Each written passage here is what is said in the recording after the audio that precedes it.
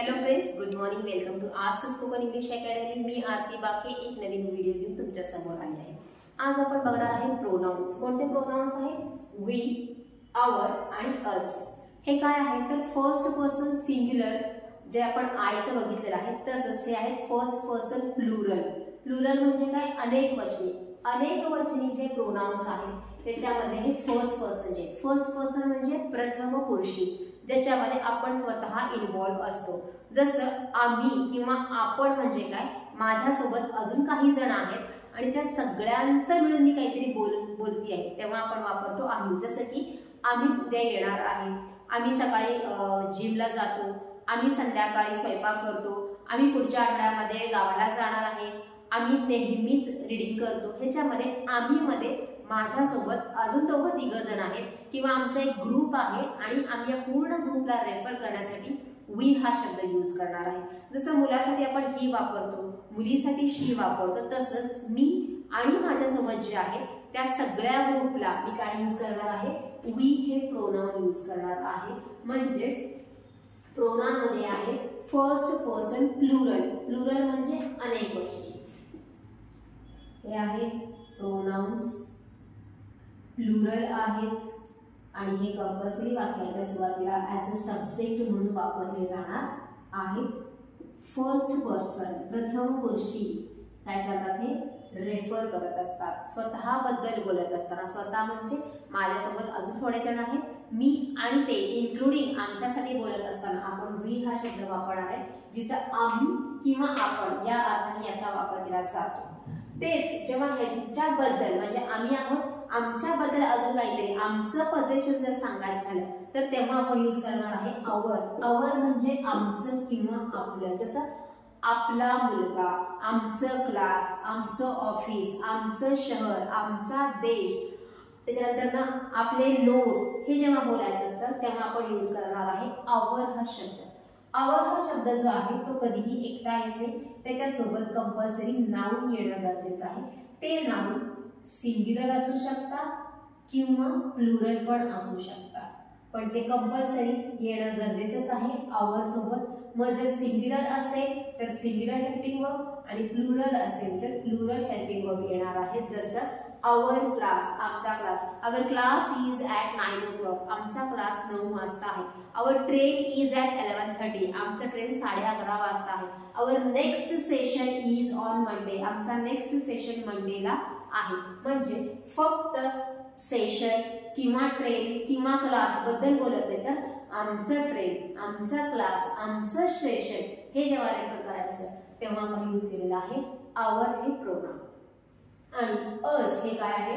हे सुद्धा प्रोनाउन आहे आणि हे पण प्लुरल फॉर्म मध्ये आहे. हा कंपल्सरी वर्बच्या नंतर वापरला जातो. दिस इज इनडायरेक्ट ऑब्जेक्ट. कोणाला जेव्हा असा प्रश्न विचारणार आहे आपण, तेव्हा जर प्रश्नाचं उत्तर आलं तर ते येणार आहे अस. आम्हाला. कोणाला विचारा, आम्हाला विचारा.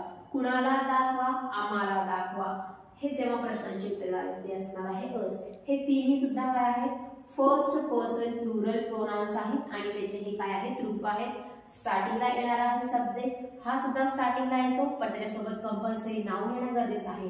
आणि अस हे ऑब्जेक्ट आहे, तो कंपल्सरी वर्बच्या नंतर येणार आहे. आपण आता त्याचे काही एक्झाम्पल्स बघूया.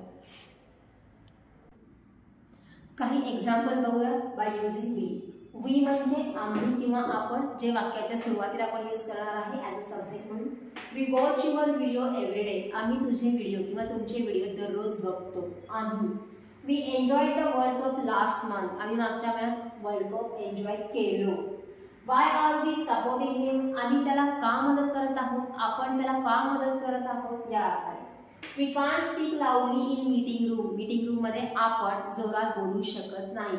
इथं आपण शब्द वापरला आहे आपण, इथं सुद्धा आपण यूज केलेला आहे. काही वाक्यामध्ये आपण आम्ही आणि काही वाक्यामध्ये आपण या दोन्ही अर्थाने यूज करणार आहे.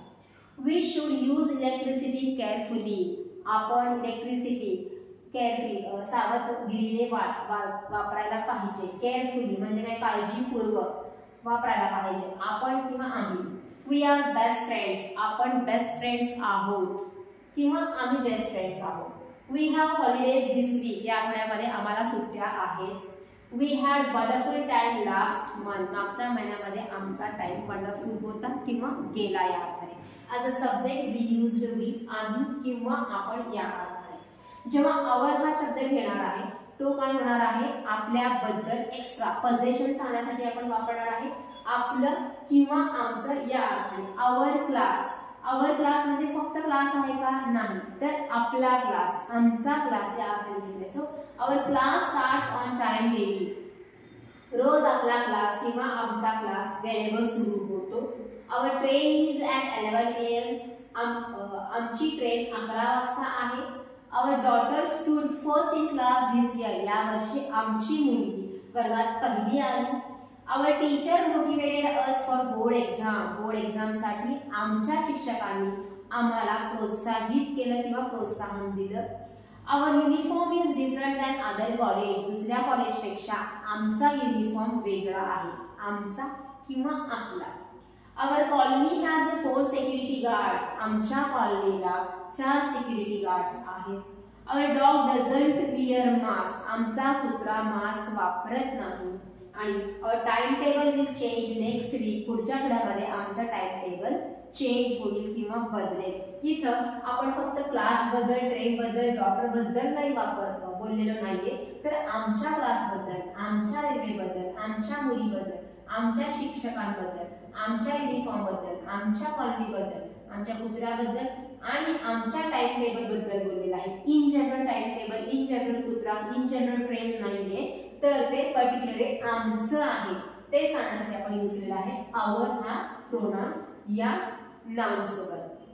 काही वाक्यामध्ये तुम्हाला सिंग्युलर दिसेल, काही वाक्यामध्ये तुम्हाला प्लुरल पण दिसणार आहे. जसं टाइम टेबल, युनिफॉर्म हे सगळे एकच लिहिलेले आहेत, पण कोणाला मोटिवेट केलेलं आहे वगैरे हे जे आहे ते ऑब्जेक्ट मध्ये घेतलं, पण ऑलमोस्ट इथे सगळे आपण सिंग्युलर घेतले. यू कॅन टेक प्लुरल असो, जसं की आवर टीचर्स म्हणून जर घेतला तरी चालेल, कारण आमच्या सगळ्या टीचरने आम्हाला काय केलेलं आहे, मोटिवेट केलेलं आहे. म्हणजे एक वचन किंवा अनेक वचन या दोन्हीसाठी सुद्धा आपण काय करणार आहे, आवर हा शब्द यूज करू शकतो. राहिला भाग असचा, अस म्हणजे आम्हाला. ऑलरेडी आय टोल्ड यू, अस हे इनडायरेक्ट ऑब्जेक्ट आहे जो क्रियापदाच्या नंतर येणार आहे आम्हाला या अर्थाने. You didn't tell us it's her birthday, तुम्ही मला सांगितलं नाही की आज तिचा बर्थडे आहे म्हणून. आम्हाला या अर्थाने टेलच्या नंतर आलेला आहे. I hope they invite us this time, आम्ही आशा करतो की या वेळेला ते आम्हाला इन्व्हाइट करतील. ही वरीज अबाउट अस, तो आमच्याबद्दल काळजी करतो. He has to give us notes, त्याने आम्हाला नोट्स देण्याची गरज आहे किंवा दिलं पाहिजे. The joker entertained us by jokes all evening, पूर्ण संध्याकाळ जोकरनी जोक सांगून आमचं किंवा आम्हाला एंटरटेन केलं. Can you show us a bigger one in this, तुम्ही ह्याच्यातलं थोडंसं मोठं काहीतरी आम्हाला दाखवाल का, अस आलेला आहे. Internet gives us a lot of information, internet आपल्याला भरपूर सारं माहिती देतो. आणि finish the work and join us, काम संपवा आणि आम्हाला जॉईन करा किंवा जॉईन व्हा. इथं पण सगळीकडे बघा अस हा कंपल्सरी क्रियापदाच्या नंतर आलेला आहे, कारण तो इनडायरेक्ट ऑब्जेक्ट आहे आणि कंपल्सरी क्रियापदाच्या नंतरच यायला पाहिजे. जसं की tell, invite, worry about, give, entertain, show, give आणि जॉईन हे सगळे काय आहेत, क्रियापद आहेत. आणि त्याच्यानंतरच तुम्हाला अस हा काय दिसणार आहे, प्रोनाउन दिसणार आहे आम्हाला या अर्थाने. म्हणजेच वी, आवर, अस हे तिन्ही सुद्धा प्रोनाउन सेंटेन्सेस करत असताना आपल्याला लागतातच. फक्त आम्हाला त्यांचे अर्थ माहित नव्हते किंवा त्याचा प्रॉपर यूज माहित नव्हता किंवा प्रॉपर त्याचा प्लेसिंग माहिती नव्हतं. आता तुम्हाला या व्हिडिओमध्ये ते कळालं असेल. सो पहिल्यांदा कशा प्रकारे वापरलं जातं ते बघा, त्याच्यानंतर हे जे सेंटेन्सेस आहेत ते एकदा, दोनदा, तीनदा रीड करा आणि स्वतःचे सेंटेन्सेस तयार करा, म्हणजेच तुम्हाला ते लक्षात राहणार आहे. So this is for today.